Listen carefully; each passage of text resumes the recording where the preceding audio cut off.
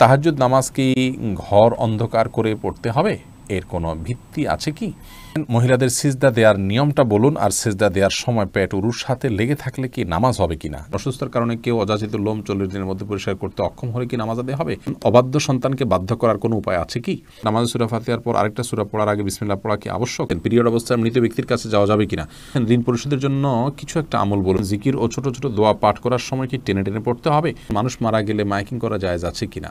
বাথটাবে গোসল করতে প্রয়োজন থেকে অতিরিক্ত পানি খরচ হয়, এটা গোসল করলে কি পানি অপচয়ের গুনাহ হবে?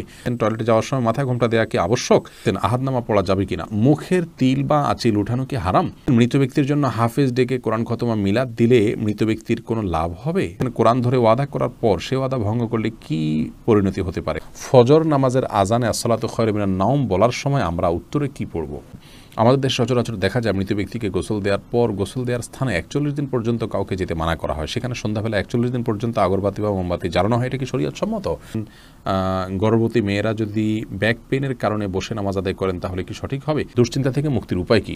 প্রতিবন্ধী শিশুরা কি বাবা মায়ের পাপের ফসল? ওযু করার পর প্রাইভেট অর্গানে হাত স্পর্শ করলে কি ওযু ভেঙে যাবে? মৃত ব্যক্তির গোসল দিয়ে টাকা নেওয়া জায়েজ আছে কিনা? মন থেকে হিংসা দূর করার উপায় কি? অনেক সময় হাজব্যান্ডকে রাগ করে গজব দিয়ে ফেলি, পরে আফসোস লাগে, এতে কি গজব হাজব্যান্ডের উপরে পড়বে? টিভিতে নাটক শিরকের দৃশ্য দেখলে শিরকের গুনাহ হবে কি না? যেসব নারীর সন্তান প্রসবের 40 দিনের পরেও রক্ত প্রবাহ বন্ধ না হয় তারা কিভাবে বাদবন্দি করবেন? আমরা আর বিলম্ব না করে চলুন আপনাদের গুরুত্বপূর্ণ প্রশ্নগুলোর উত্তর দেওয়ার আলোকিত ভুবনে প্রবেশ করি। বেলাল, আপনি জানতে চেয়েছেন যেসব নারীর সন্তান প্রসবের 40 দিনের পরেও রক্ত প্রবাহ বন্ধ না হয় তারা কিভাবে বাদবন্দি করবেন? 40 দিন পার হওয়ার পরেও যদি রক্ত প্রবাহ বন্ধ না হয়, নেফাস বন্ধ না হয়, তাহলে সেক্ষেত্রে তারা সম্পূর্ণ স্বাভাবিকভাবে সকলে বাদবন্দিকে সম্পাদন করতে পারবেন। সেখানে কোনো আজকাল তো অনেক কিছু ব্যবস্থা রয়েছে যাতে করে ব্লাড যেখানে সেখানে না পড়ে, সে ব্যবস্থাপনা গ্রহণ করার পর তিনি এ বাদবন্দিকে স্বাভাবিক করতে পারবেন। 40 দিনের পরে আর তার ব্লিডিং হলেও তাকে নেফাসে আক্রান্ত বা এটাকে আপনার প্রসব পরবর্তী যে ব্লিডিং বলা হয়ে থাকে সেটির মধ্যে গণ্য করা হবে না। রহিমা চম্পা জানতে চেয়েছেন টিভিতে নাটক শিরকের দৃশ্য দেখলে শিরকের গুনাহ হবে কি না? শিরকের দৃশ্য দেখানো হলে সেটি আমরা যদি দেখতে থাকি আমাদের কাছে বিষয়টা সহজাত এবং স্বাভাবিক হয়ে যেতে পারে। এই জায়গা থেকে এগুলো দেখা থেকে আমাদের বিরত থাকা উচিত। শুধু নিছক ধারণার জন্য যে কীভাবে শিরক হয়ে থাকে আপনি জানলেন এবং সেটা ভয়াবহতা সম্পর্কে আঁচ করলেন যে মানুষ কীভাবে তারই নিজের হাতে করা সৃষ্টিকে কীভাবে পূজা করছে, আপনি জাস্ট ধারণা নেওয়ার জন্য দেখলে সেটি গুনাহের কারণ হবে না। কিন্তু এইভাবে অহরহ যদি আপনি দেখতে থাকেন, বিশেষ করে নাটক সিনেমাতে, আপনার হিন্দি ফিল্ম ইত্যাদিতে যদি অনবরত এগুলো প্রদর্শন করা হয়, যেহেতু হিন্দুরা এগুলো করে থাকেন তাদের সামাজিক কালচার অংশ হিসাবে, সেগুলো দেখতে দেখতে আমাদের কাছে সহনীয় হয়ে যেতে পারে। সেজন্য এগুলো দেখা ওইভাবে অ্যাভয়েড করা উচিত। মোহাম্মদ মিজানুর রহমান জানতে চেয়েছেন, আপনি একটা আলোচনায় বলেছেন রাগের মাথায় তালাক বললেও তালাক কার্যকর হয়ে যায়। এটা দেখে আমার স্ত্রী আমাকে তালাক দিয়েছে। আপনার কথার কোরআন হাদিসের আলোকে ব্যাখ্যা চাই। নবী করিম সাল্লাল্লাহু আলাইহি ওয়াসাল্লাম বলেছেন, সালাতুন জিদ্দুহুন্না জিদ্দুন ওয়া হাজলুহুন্না জিদ্দুন, তিনটি কাজ মানুষ সিরিয়াসলি করলে যা হয়, দুষ্টুমি করে করলেও তা হয়, এগুলো ঘটে যায়। তার মধ্যে থেকে একটি হলো তালাক। অতএব তালাকের এই বিষয়টি খুবই সিরিয়াস, এটা স্পর্শকাতর। বিধায় রাগের মাথা তালাক দিলেও তালাক হবে। কিন্তু রাগ যদি কারণ এরকম হয় যে রাগের কারণে কী বলেছেন তিনি নিজেও জানেন না, এত বেশি রাগ হয়ে গেছে, তাহলে সেক্ষেত্রে সেটি তালাক পতিত হবে না। তবে আপনার স্ত্রী আপনাকে তালাক দিয়েছেন, স্ত্রী যদি বলেন এইভাবে যে আমি তোমাকে তালাক দিলাম, এভাবে বললে তালাক হবে না।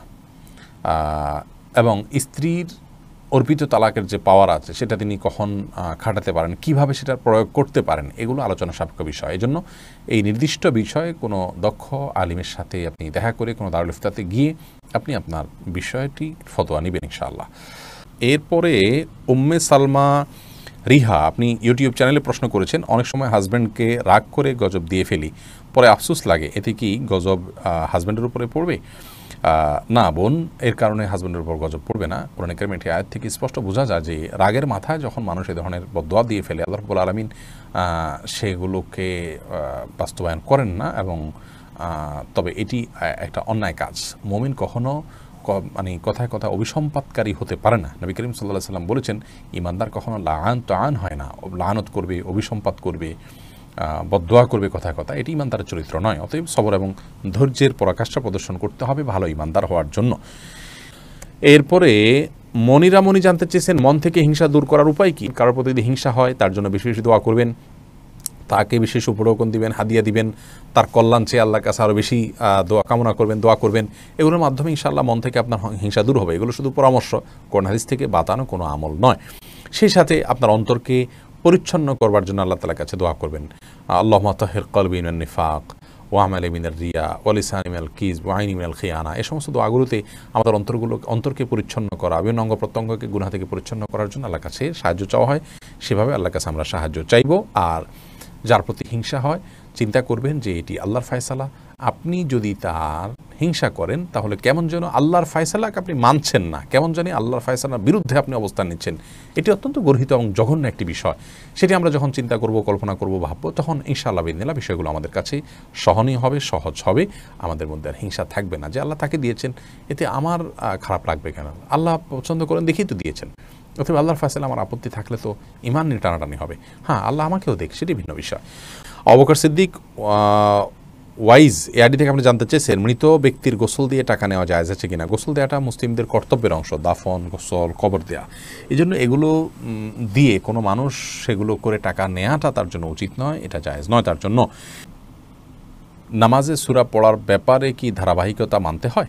ধারাবাহিকতা রক্ষা করা উত্তম, ভালো। যদি কোনো কারণে ধারাবাহিকতা বিচ্ছিন্ন হয়ে যায়, ওলামা ইকরাম সেটাকে মাকরুহ বলেছেন, অপছন্দনীয় এবং অনুচিত বলেছেন। তবে স্বাভাবিক অবস্থায় ধারাবাহিকতা রক্ষা করা উচিত। এরপরে আবু সিদ্দিক হানিফ জানতে চেয়েছেন ঘরে বিড়াল থাকলে নাকি নামাজ হয় না, এটা কি সত্য কথা? না, এটার কোনো ভিত্তি নেই। ঘরে বিড়াল থাকলে নামাজ হবে না কেন? নামাজ হবে। আর দীপু জানতে চেয়েছেন অজু করার পর প্রাইভেট অর্গানে হাত স্পর্শ করলে কি অজু ভেঙে যাবে? ইমাম আবু হানিফা রাহিমাহুল্লাহর মত অনুযায়ী অজু ভাঙবে না, এবং এর সপক্ষে অনেকগুলো দলিল এবং যুক্তি আছে, বিভিন্ন স্পষ্ট হাদিস রয়েছে। যদিও অনেক ইমামদের মতে যদি কোনো আড়াল ছাড়া স্পর্শ মানে সরাসরি স্পর্শ করেন তাহলে সেক্ষেত্রে অজু ভঙ্গ হবে। মোহাম্মদ মোজাম্মেল হোসেন আপনি জানতে চেয়েছেন প্রতিবন্ধী শিশুরা কি বাবা মায়ের পাপের ফসল? প্রতিবন্ধী শিশুরা কখনোই বাবা বা মায়ের কিংবা বাবা মা উভয়ের কোনো পাপের ফসল হতে পারেন না। আল্লাহ রাব্বুল আলামিনের অমোঘ বিধান হলো একজনের পাপের প্রায়শ্চিত্ত আরেকজনকে করতে হয় না, একজনের পাপের বোঝা আল্লাহ রাব্বুল আলামিন আরেকজনের উপরে চাপান না। বাবা মা যদি পাপ করে থাকেন তো তাদের পাপ তাদেরকে পাবে, তাদের পাপের কারণে সন্তান প্রতিবন্ধী হবে এমন কোনো কথা ইসলামী শরীয়ত অ্যালাউ করেন। এটা সম্পূর্ণ ভুল এবং কুসংস্কারাচ্ছন্ন একটি বিশ্বাস। এই বিশ্বাস থেকে আমাদেরকে বেরিয়ে আসতে হবে যদি কারোর মধ্যে বিশ্বাস থাকে। বরং প্রতিবন্ধী শিশু, এই শিশু আল্লাহ তাআলার পক্ষ থেকে মা বাবার জন্য অনেক বড় পরীক্ষার বিষয়। তারা যদি এটিকে সবরের সাথে, ধৈর্যের সাথে প্রতিপালন করেন তাহলে ইনশাআল্লাহ বেদিন আল্লাহর কাছে তারা মহা পুরস্কার পাবেন। এ বিষয়ে আমরা মুসনাদ আহমদের একটি হাদিস পাই, তিরমিজির একটি হাদিস পাই। নবী সাল্লাল্লাহু আলাইহি ওয়াসাল্লাম বলেছেন যে একজন ইমানদারের নিজের প্রতি আল্লাহ তাআলা তাকে পরীক্ষা ফেলেন, তার মধ্যে বিপদ দেন তার শরীরের মধ্যে, অর্থাৎ রোগবালাই দিয়ে। আবার কখনো তার সন্তানকে দিয়ে তাকে আল্লাহ তাআলা পরীক্ষা করেন। আবার কখনো সম্পদের মধ্যে কোনো প্রকার ক্ষয়ক্ষতি দিয়ে আল্লাহ তাআলা পরীক্ষা করেন। হাদিস থেকে বোঝা যায় যে সন্তানের মধ্যে কোনো প্রকার ক্ষয়ক্ষতি হওয়া, সন্তান বিকলাঙ্গ হওয়া কিংবা প্রতিবন্ধী হওয়া, এগুলো সবগুলো আল্লাহ তাআলার পক্ষ থেকে পরীক্ষা। আর এই পরীক্ষায় যদি কেউ সবর করতে পারেন এবং আল্লাহ তাআলার এই পরীক্ষায় উত্তীর্ণ হওয়ার চেষ্টা করেন, আল্লাহর সিদ্ধান্তকে মেনে নেন এবং এই কষ্টকে সহ্য করেন আল্লাহ তাআলার ফয়সালার প্রতি সন্তুষ্টির কারণে, তাহলে আল্লাহ রাব্বুল আলামিনের সাথে এই ব্যক্তি সাক্ষাৎ করবে কিয়ামতের ময়দানে এমত অবস্থায় যে তার কোনো গুনাহ থাকবে না। হাদিসটি তিরমিজিতে বর্ণিত হয়েছে। অন্য আরেকটি হাদিসে আসছে নবী সাল্লাল্লাহু আলাইহি ওয়াসাল্লাম বলেছেন ইন্না আইজামাল জাযাই মা আইজামিল ওয়ালা, নিশ্চয়ই আল্লাহ রাব্বুল আলামিনের পক্ষ থেকে পরীক্ষা যত বড় হবে তার জন্য পুরস্কারও তত বড় হবে। অতএব কোনো বাবা মা যদি প্রতিবন্ধী সন্তান জন্ম দেন তাহলে তাদের জন্য এটি অনেক বড় পরীক্ষা, তাদের প্রতিদান আল্লাহর পক্ষ থেকে অনেক বড় হবে ইনশাআল্লাহ বিদিনা, যদি তারা সবর করতে পারেন। মুসনাদ আহমদের এক বর্ণনায় এসছে যে নবী সাল্লাল্লাহু আলাইহি ওয়াসাল্লাম বলেছেন কোনো ব্যক্তি যখন অসুস্থ হয়, রুগ্ন হয় বা তার শরীরে কোনো ত্রুটি থাকে, কোনো প্রকার প্রতিবন্ধকতা থাকে, তখন আল্লাহ রাব্বুল আলামিন ফেরেশতাদেরকে বলেন যে আমার বান্দা যতটুকু আমল করতে পারে এই তার প্রতিবন্ধকতা নিয়ে সেটুকু তোমরা লিপিবদ্ধ করো তার জন্য। এরপরে তাকে যদি আমি সুস্থতা দিয়ে দেই তাহলে তো যেটুকু তার অসুস্থতা ছিল, প্রতিবন্ধকতা ছিল, সেগুলো থেকে এটি কাফারা হয়ে গেল এই কষ্ট সহ্য করার কারণে। তার কোনো গুনাহ, ভুল, ত্রুটি, বিচ্যুতি ইত্যাদি থাকলে সেগুলো আল্লাহ কাফারা দিয়ে দিবেন। আর যদি সেই ব্যক্তি অবস্থায় মৃত্যুবরণ করে তবু আল্লাহ তাআলা তার প্রতি অনুগ্রহ করবেন, রহমত করবেন এবং তাকে মাগফিরাত নসিব করবেন। অতএব বিকলাঙ্গ হওয়া এটা কোনো দোষের বিষয় নয়। আর সন্তান বিকলাঙ্গ হলে সেটা বাবা মার পাপের ফসল, এই কথাটি মূর্খতা সুলভ কথা, এর সাথে কোরআন হাদিসের কোনো সম্পর্ক নেই। জাকারিয়া হাসান জানতে চেয়েছেন দুশ্চিন্তা থেকে মুক্তির উপায় কি? দুশ্চিন্তা থেকে মুক্তির সর্বপ্রধান উপায় হলো আল্লাহ রাব্বুল আলামিনের সাথে কথা বলা। মানুষ দুশ্চিন্তাগ্রস্ত অবস্থায় যদি কোনো শক্তিশালী কোনো ব্যক্তির সাথে শেয়ার করতে পারেন তাহলে কিছুটা নির্ভার ফিল করেন। আর আল্লাহ রাব্বুল আলামিনের চাইতে শক্তি ধরার কেউ নেই, তিনি কাদির, সব কিছু করতে তিনি সক্ষম। অতএব আপনার দুশ্চিন্তা দূর করবার জন্য আল্লাহর সাথে কথা বলুন, সলাতে চলে যান, বিশেষ করে সিজদায় গিয়ে আল্লাহর সাথে দীর্ঘ সময় কথা বলুন, তাহাজ্জুদে উঠে যান এবং আল্লাহর সাথে কথা বলুন। কোরআনে কারীমের বিভিন্ন অংশ আপনি তেলাওয়াত করুন খুব ধীরে ধীরে, তেলাওয়াত শুনুন খুব ধীরে ধীরে, দেখবেন ইনশাআল্লাহ অন্তরের মধ্যে আপনি প্রশান্তি অনুভব করবেন। আলা বিযিকরিল্লাহি তাতমাইন্নুল কুলুব, আল্লাহ বলেছেন অন্তর প্রশান্ত হয় আল্লাহর স্মরণে। অতএব আল্লাহর স্মরণ করা মুখে, অন্তরে, কোরআন তেলাওয়াতের মাধ্যমে, সলাতের মাধ্যমে, এগুলোর মাধ্যমে ঈমানদারের অন্তরকে আল্লাহ তাআলা প্রশান্ত করে থাকেন। আল্লাহর দিকে যত বেশি ধাবিত হবেন, যত আল্লাহর সাথে সম্পর্ক গাঢ় করবেন, যত আল্লাহর সাথে সম্পর্ক নিবিড় করবেন, যত আল্লাহর সাথে কথা বলবেন, তত বেশি ইনশাআল্লাহ বিদিনা দেখবেন অন্তর প্রশান্ত হবে এবং দুশ্চিন্তা থেকে আপনি রক্ষা পাবেন। দুশ্চিন্তা এটাকে অনেক সালাফ বলেছেন জুনদুম মিন জুনুদিল্লাহ, আল্লাহ তাআলার বাহিনী সমূহের মধ্যে থেকে একটা বাহিনী দুশ্চিন্তা। এটা দিয়ে আল্লাহ রাব্বুল আলামিন অনেক মানুষকে শাস্তি দিয়ে থাকেন, অনেককে পরীক্ষা করে থাকেন। অতএব এইরকম পরিস্থিতিতে আল্লাহর কাছেই রুজু হওয়া এটাই হলো সবচাইতে বড় উপায়। অতএব ভরসা আল্লাহ তাআলার প্রতি করা এবং আল্লাহর দিকে রুজু হওয়া, আল্লাহর দিকে ধাবিত হওয়া, এটা হলো দুশ্চিন্তা দূরের সবচেয়ে বড় উপায়। যে ব্যক্তি আল্লাহর প্রতি তাওয়াক্কুল করবেন তাকে খুব বেশি দুশ্চিন্তা গ্রাস করার কথা নয়। আল্লাহর উপর ভরসা করবে ঈমানদার, যে ইনশাআল্লাহ আমার অভিভাবক আল্লাহ তাআলা, তিনি দেখছেন, তিনি দেখবেন। এটি যখন করবেন ইনশাআল্লাহ আপনার মধ্যে আস্থা জায়গাটা তৈরি হবে। যদি কোনো মানুষ তার তাওহীদ খুব মজবুত থাকে, আল্লাহর প্রতি আস্থা এবং ভরসা তার খুব মজবুত থাকে, তিনি জানেন যে আল্লাহ ছাড়া কেউ ক্ষতি করার কোনো ক্ষমতা রাখেন না, আর আল্লাহ যা লিখেছেন তা খণ্ডাবার করার ক্ষমতা নেই, এই বিশ্বাস যদি কারো মজবুত থাকে তাহলে কোনো পেরেশানিতে তিনি খুব বেশি ভেঙে পড়ার কথা নয়। যার ঈমান যত মজবুত তিনি তত পেরেশানিতে শক্ত থাকতে পারেন। আল্লাহ তাআলা আমাদেরকে সহজ করুন এবং সহায় করুন। আশরাফুল হক শুভ আপনি জানতে চেয়েছেন, আমাদের দেশে সচরাচর দেখা যায় মৃত ব্যক্তিকে গোসল দেওয়ার পর গোসল দেওয়ার স্থানে 41 দিন পর্যন্ত কাউকে যেতে মানা করা হয়, সেখানে সন্ধ্যাবেলা 41 দিন পর্যন্ত আগরবাতি বা মোমবাতি জ্বালানো হয়, এটা কি শরীয়ত সম্মত? কোনো জায়গায় মৃত ব্যক্তিকে গোসল দেওয়া হলে সেখানে এই প্রথাটি আমাদের সমাজে অনেক ক্ষেত্রেই প্রচলিত আছে যে আগরবাতি বা মোমবাতি ইত্যাদি সেখানে আপনার জ্বালানো হয় এবং সন্ধ্যাবেলা 41 দিন পর্যন্ত এই কাজটি করা হয়। কেউ সেখানে যেতে চাইলে নিষেধ করা হয়। এটি সম্পূর্ণ কুসংস্কার এবং এ ধরনের বিশ্বাসগুলো শিরকি বিশ্বাস, কুসংস্কারচ্ছন্ন বিশ্বাস। এর বেশিরভাগই এসছে হিন্দু সমাজ থেকে। একজন মুসলমানের এই সমস্ত কুসংস্কারকে বর্জন করা উচিত। যেখানে গোসল দেওয়া হবে সে জায়গার বিশেষ কোনো বিধান নাই, সেটা অন্য 10টা জায়গার মতোই একটি জায়গা। মাহমুদুল হাসান ভূঁইয়া আপনি জানতে চেয়েছেন, ফজর নামাজের আজানে আসসালাতু খায়রুম মিনান নাওম বলার সময় আমরা উত্তরে কি পড়ব? এক্ষেত্রে জমহুর ফোকাহা বা বেশিরভাগ ইমামগণের মত হলো সদাকতা ও বারারতা। আসসালাতু খায়রুম মিনান নাওম মানে হলো সালাত বা নামাজ, এটা ঘুম থেকে উত্তম। এটি যখন মুয়াজ্জিন বলবেন তখন তাকে বলতে হয় সদাকতা অবারার্তা, অর্থাৎ হে মুয়াজ্জিন তুমি সত্য বলেছো এবং ভালো বলেছো, ভালো কাজ করেছো। এই কথা বেশিরভাগ ফোকাহা একরাম বা জমহুর ফোকাহা একরাম বলতে বলেছেন মুয়াজ্জিনের জবাবে, এবং একটি রেওয়ায়েতে এটি এসছে, যদিও রেওয়ায়েতটা সনদকে অনেক মুহাদ্দিসগণ যঈফ বলেছেন। আর এই কারণে অন্য একদল উলামা একরাম বলেন যে আসসালাতু খায়রুম মিনান নাওম যখন বলবো আমরা, মুয়াজ্জিন যখন আসসালাতু খায়রুম মিনান নাওম বলবে আমরাও আসসালাতু খায়রুম মিনান নাওম বলবো। এর কারণ হলো যে আসসালাতু খায়রুম মিনান নাওম এই বাক্যটি মুয়াজ্জিনের বাক্য, আর এক্ষেত্রে নবী আলাইহিস সালামের সাধারণ যে নির্দেশনা বুখারী মুসলিমে আসছে যে ফাকুলু মিসলা মা ইয়াকুল ইযা সামি'তুমুন নিদা, যখন তোমরা মুয়াজ্জিনের আযান শুনবে ফাকুলু মিসলা মা ইয়াকুল মুয়াজ্জিন, তখন মুয়াজ্জিন যা বলবে হুবহু তোমরা তা বলো। শুধুমাত্র হাইয়া আলাস সালাহ হাইয়া আল ফালাহর মধ্যে নবী আলাইহিস সালাম ওই হাদিসে লা হাওলা কুওয়াতা ইল্লা বিল্লাহ বলতে বলেছেন। অতএব দুইটা বাদে বাকি সবগুলোতেই ওই হাদিসের সাধারণ যে নির্দেশনা সেটা অনুযায়ী আসসালাতু খায়রুন মিনান নওম শুনলে আসসালাতু খায়রুন মিনান নওম অর্থাৎ হুবহু এটা অনুকরণ করার নির্দেশনা দিয়ে থাকেন। এসেছ রুবেল, আপনি জানতে চেয়েছেন আইডি থেকে নামাজে দাঁড়ানোর পর নাকি ডান পায়ের বুড়ো আঙ্গুল নাড়ানো যায় না, এটা কি সত্য? না, এরকম কোনো কথা আমাদের জানা নেই, প্রয়োজন হলে নাড়ানো যেতে পারে। তানজিনা বেগম জানতেছেন কোরআন ধরে ওয়াদা করার পর সে ওয়াদা ভঙ্গ করলে কি পরিণতি হতে পারে? কোরআন ধরে ওয়াদা করা এটা ওয়াদা করার পদ্ধতি নয়, ওয়াদা এমনিই হবে।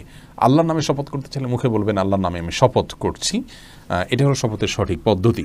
তানজিমা খানম জানতে চেয়েছেন আহাদনামা পড়া যাবে কিনা। আহাদনামা নামে যেটি প্রচলিত আছে আমাদের বিভিন্ন ওজিফার বই গ্রন্থগুলোতে বইতে আমরা পাই, এই আহাদনামা পড়ার কোনো নির্দেশনা কোরআন সুন্নাহ আমাদেরকে দেয়নি। আমাদেরকে ইবাদতবন্দি করতে হবে সুন্নাহ অনুসারে, নবী আলাইহিস সালামের বাতানো পদ্ধতি অনুসারে আল্লাহ তাআলা তাকে মডেল দিয়েছেন, তাকে ফলো করতে হবে। এর বাইরে মন গড়া কোনো কিছুকে ইবাদত হিসাবে আমাদের করা উচিত নয়।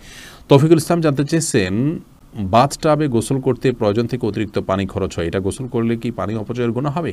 অপচয়ের বিষয়টি আসলে ভ্যারি করে ব্যক্তির বা কোনো সমাজের লাইফস্টাইলের উপরে। আমরা আজকাল গোসলে যে পানিটা ব্যবহার করি, এমনিতে আপনার টেপে যে গোসল করি অথবা শাওয়ারে যে গোসল করি, সেটাও কিন্তু নবী রাসূলুল্লাহ সাল্লাল্লাহু আলাইহি ওয়াসাল্লাম বা সাহাবায়ে কেরাম যে গোসলে পানি ব্যবহার করতেন তার তুলনায় বহুগুণ বেশি। সেদিক থেকে তাকালে এটাকে অপচয় বলতে হয়।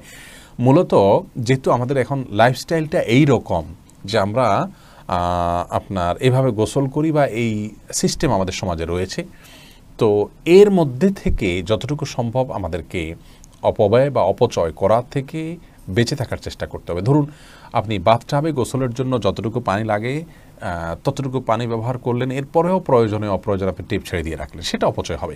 কিন্তু যতটুকু আপনার প্রয়োজন হবে ততটুকু ব্যবহার করলে ইনশাআল্লাহ বিদিল্লাহ অপচয়ের গুনাহ হবে না। এনামুল হক এনাম জানতে চেয়েছেন টাক মাথায় উপরে চুল লাগানো জায়েজ আছে কিনা। টাক ঢেকে আপনার চুল আছে এটি প্রকাশ করা, এটা এক ধরনের আপনার প্রতারণা বলা যেতে পারে, এটি করা অনুচিত এবং একজন ইমানদারের এটি আদর্শ নয় যে আমার যা নাই সেটা আমি মানুষের সামনে প্রকাশ করলাম।